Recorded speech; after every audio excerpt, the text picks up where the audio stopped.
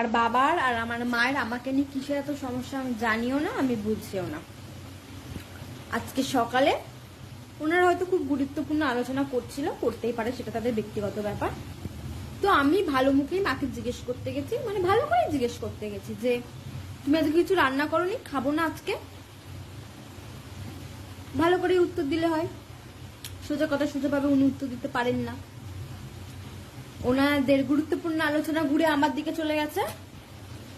আমার মা আমার বাবাকে বলছে, এই জানোয়ার তোমার মেয়ে, জানোয়ারের বাচ্চা জন্ম দিয়েছি একটা, এই জানোয়ার সারাদিন শুধু চিতা ঘাটবে, চিতা নিয়ে পড়ে থাকবে, নয়তো ঘুমাবে বেলা 10টা অবধি, তারপরে উঠে আবার চিতা নিয়ে বসে পড়বে। একটা কাজ করতে বলে কাজ করবে না। আমি সকাল দিয়ে কাজ করি, কোনদিন আমাকেই চিতায় তুলে দেবে। আমি অবাক হয়ে তাকিয়েছি মায়ের দিকে, কি বললাম আমি জানি না। হলো মায়ের বক্তব্য, বাবা শুরু করলো, তোমার মেয়ে, ইনি বলছে তোমার মেয়ে, উনি বলছে তোমার মেয়ে। কার মেয়ে আমি জানি না, মায়ের মেয়ে না আদৌ বাবার মেয়ে কিনা তাও জানি না। ইনি বলছে তোমার মেয়ে, উনি বলছে তোমার মেয়ে, ঠিক আছে।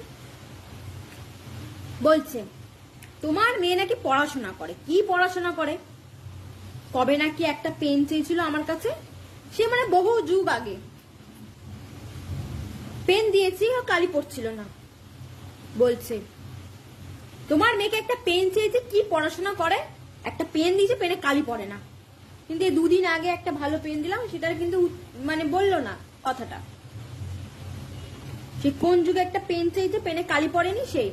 আমার মা তখন আবার বলছে, হ্যাঁ আরো পড়াও মেয়েকে, আরো পড়াও, তোমার রক্ত জল করা পয়সা সব জলে চলে যাচ্ছে। আমি তাকিয়েই রয়েছি, কি করব আমি তো অবলা না, ওনারা বলবে আর আমি শুনবো। আমার মা আবার বলছে, শুরু করেছে, কোন যুগে নাকি একটা জলের বোতল ভরতে বলেছিল আমাকে, ভরিনি, প্রত্যেকদিন জলের বোতল ভরি, দাম নেই। কোন যুগে জলের বোতল ভরি, কবে একটা ওকে জলের বোতল ভরতে বলি, সব জলের বোতলগুলো খালি থাকে, একটা দিন ও কাজ করবে না, সারাদিন চিতা নিয়ে বসে থাকবে। তোমরা তোমাদের মতো আলোচনা করছো করো, আমি তো কিছু বলতে চাইনি। এটাই হচ্ছে আমার সমস্যার কারণ, আমি ওনাদের সবচেয়ে বড় সমস্যা।